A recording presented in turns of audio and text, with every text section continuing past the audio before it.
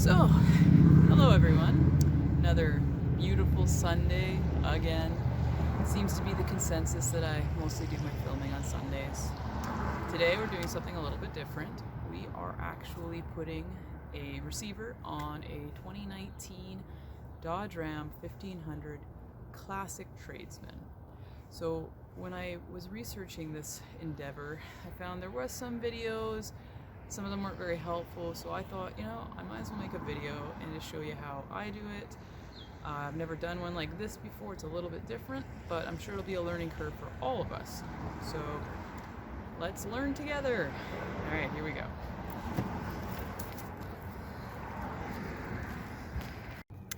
Okay, so this is what we need for today. We have the receiver, we have the instructions, we have our 1/2-inch hex, we have our 1/2-inch ratchet, our 3/4 inch ratchet, or 3/4 inch socket with extension.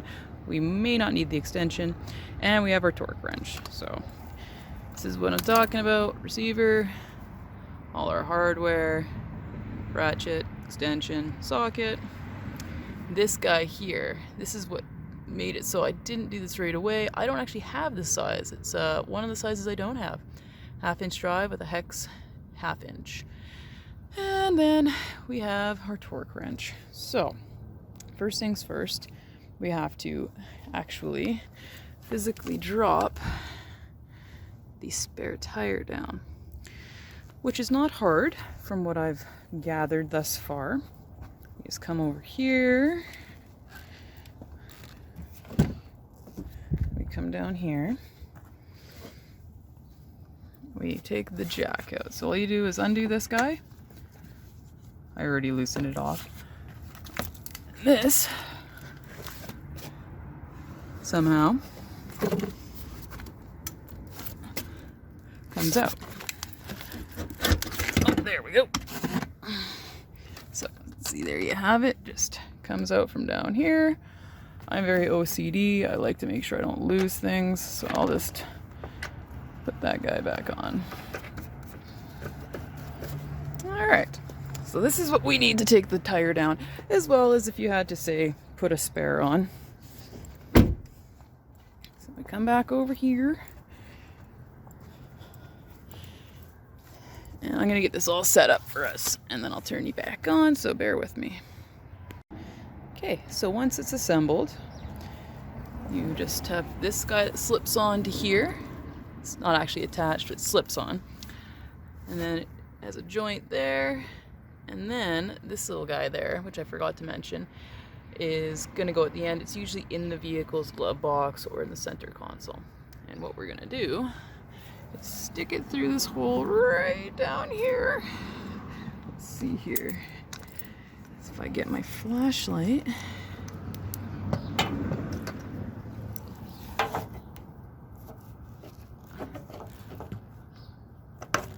I can't get it to work. Anyways, it goes down there. There's a hole at the end where this guy fits into, and it unscrews. So I will show you.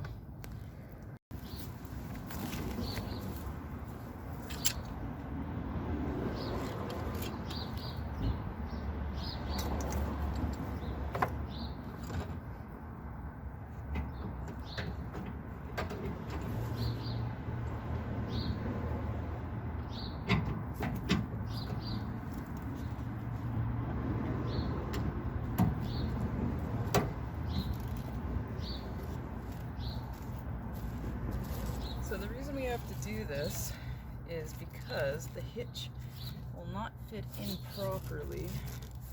You may be able to bolt to the frame without this being out of the way, but alas, it's not a huge deal. As you can see, the tire's coming down slowly. I'm not going to obviously take the tire all the way out, but what I'll do is I'll just drop it to the ground. Just make everybody's lives a whole lot easier.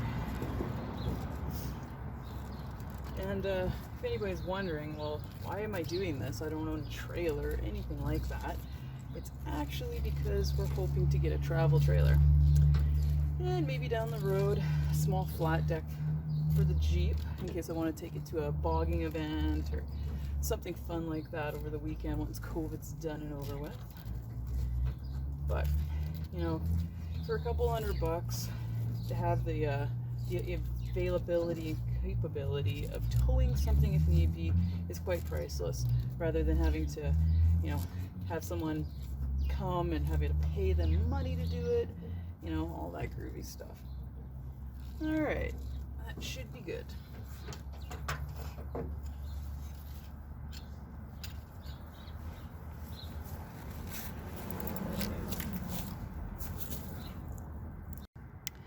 So this guy here needs to come out. So you just put your little phalanges up there and give her a push. Pops right out. In the kit, it's supposed to come with a new cap, and well, it didn't. Great. Not overly surprised. Anyways, let's give you a little show of what we're going to do here. So let's crawl underneath. Alright, so this hole here is gonna match up with that guy there. And if you look up in here, see those two openings in that rail there? That matches up. Sorry, bear with me here. With those holes there. So, like I said, it's gonna be a bit tricky just because I have to fish some bolts through here, through the rail, and pop out so that this hitch can be mounted. Good grief, I can't even talk today. So I'm gonna get things positioned, and once everything's good to go, I will show you where we're at. Okay, so this is where things are a little bit more tricky. So this goes through here like that, and you'll see why in a moment. Then we have this fandangly awesome contraption, ta-da, that you just thread over it, minus the debris, just until it bottoms out for us. All right, okay, see? Okay, now for the fun part.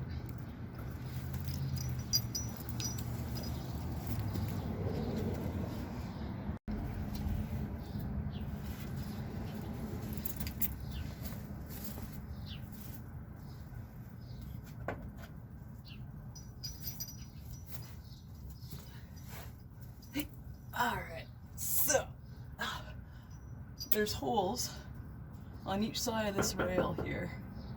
Goes all the way around. There's holes here. So what you want to do, bear with me here, let's grab this guy here, and like I showed you before how it threads on, feed it through this hole like so. Maybe. Let's go the other way. No, let's not go the other way.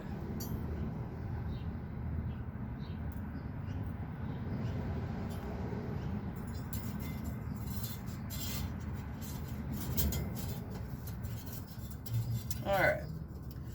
Got one end here, one end here. Got your unit together, and like I showed you before, you just thread the guy back on.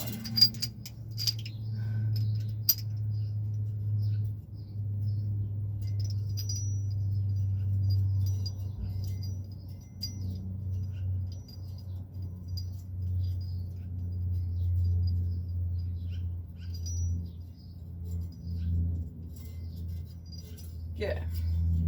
So you're gonna just very carefully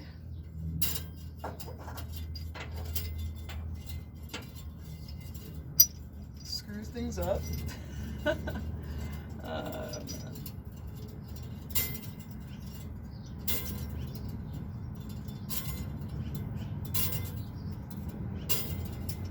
I stand corrected. You pull it through the very end hole. Don't mind me. It's Sunday. Fun day.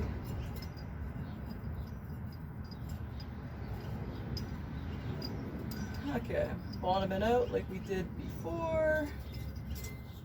And then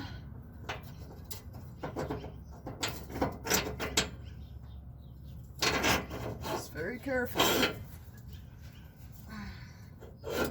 pull it up. Ta-da! Alright, so now you want to take the spring off carefully. If it will come off.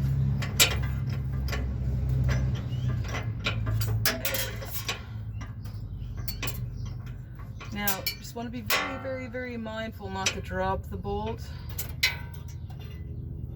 back inside.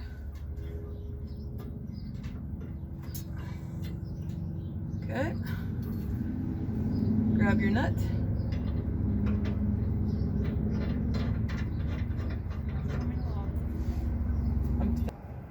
Okay, so just to reiterate, this bolt goes in first and you tighten it down. Don't have to tighten it all the way, but you make sure that one's tightened so it holds the receiver in place. And then we come back down under here